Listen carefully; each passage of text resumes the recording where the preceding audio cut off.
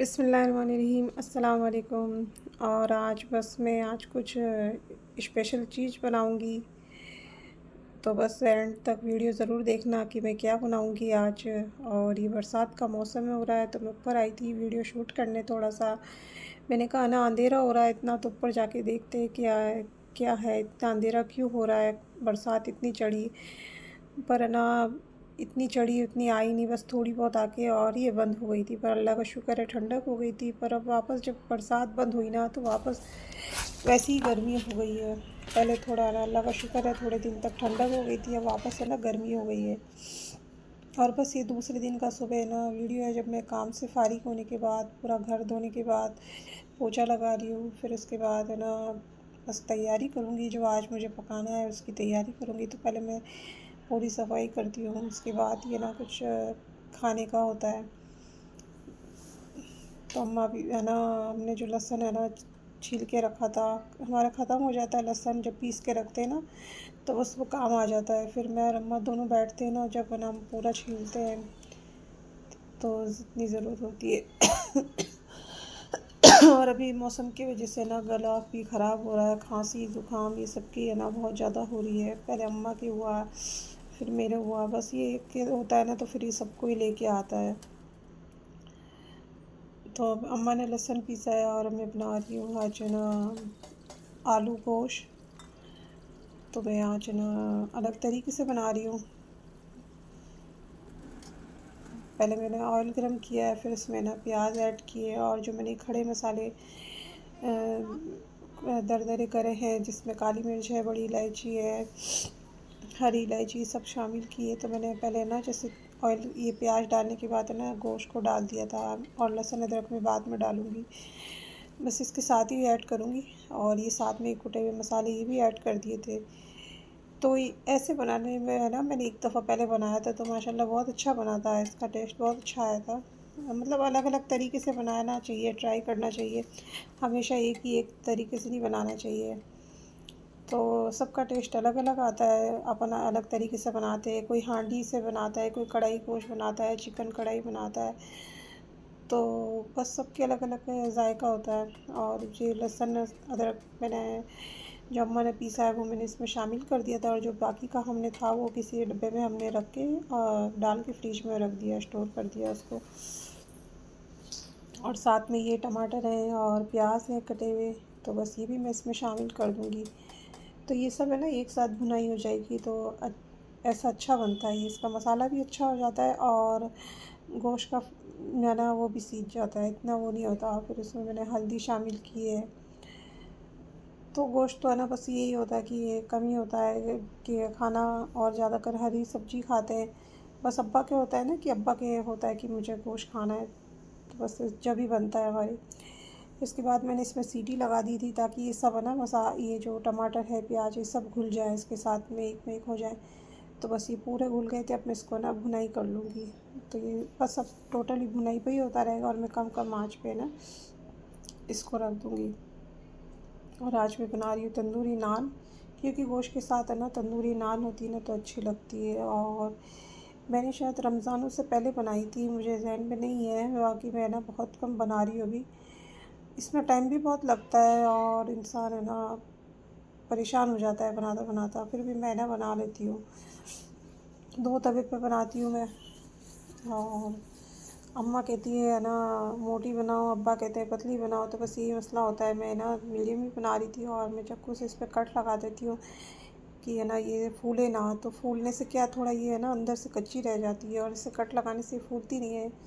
तो बस इस पर थोड़ा सा पानी लगा के, बस मैं तो ऐसी सिंपल बनाती हूँ पर माशाल्लाह बहुत बेहतरीन बनती है ऐसी भी।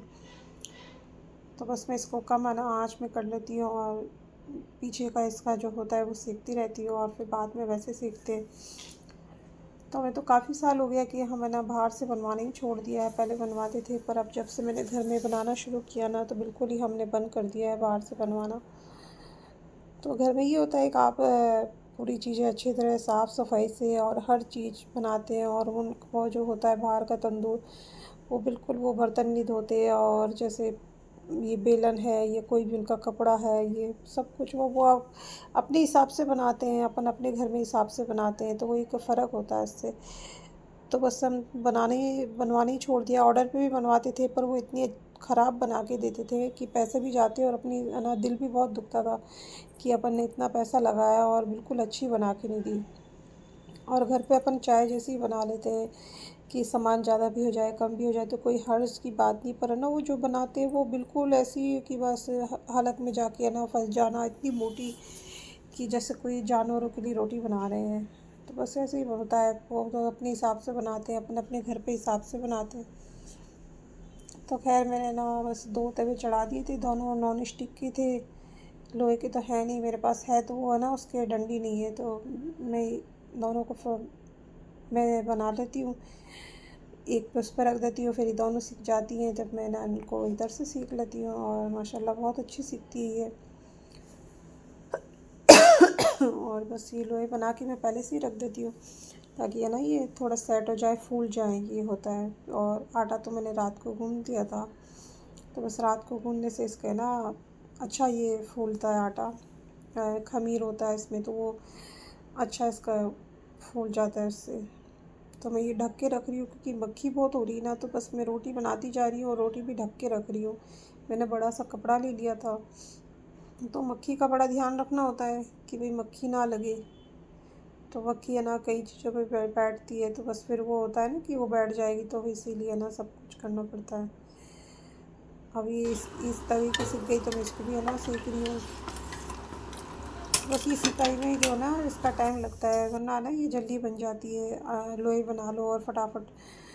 तो बस ये सेकने में उल्टे तवे पे ना अगर अपन सेकते हैं तो बस टाइम लगता है। और जिनके तंदूर होता है घरों में उनके तो बहुत आराम है, जिनके पास सावन है और वो है नहीं तो बस ये अल्लाह का शुक्र है जो गैस है उसी पे हो जाता है।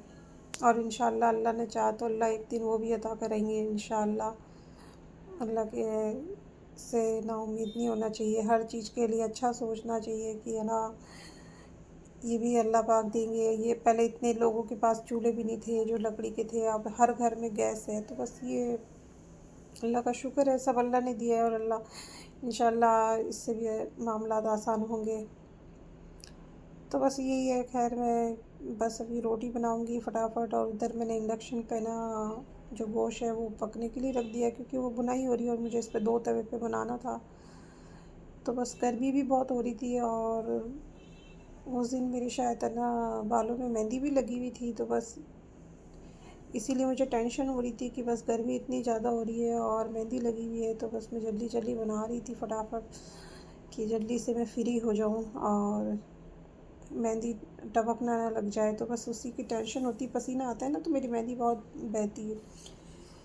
फिर उसके बाद ये बस मुझे 1 घंटा लग जाता है इसे पकाने में, क्योंकि सिकाई में बहुत टाइम लगता है ना, तो बस 1 घंटा लगता है इसे पकाने में।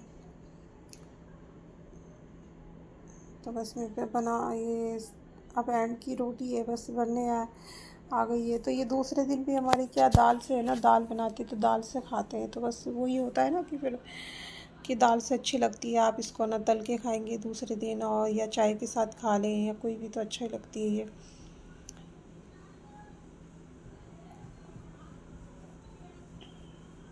तो बस अब है ना रोटी बन गई, तो मैंने ना गोश्त इस पे चढ़ा दिया था कि इसमें ना थोड़ा गोश्त कड़ा था, तो इसमें है ना मैं इलायची भी कूट के शामिल की है, जावित्री जायफल है और इलायची, ये सब चीज़ें भी शामिल की है इसके अंदर बाद में। और उसके बाद अपने आलू डाल के इसमें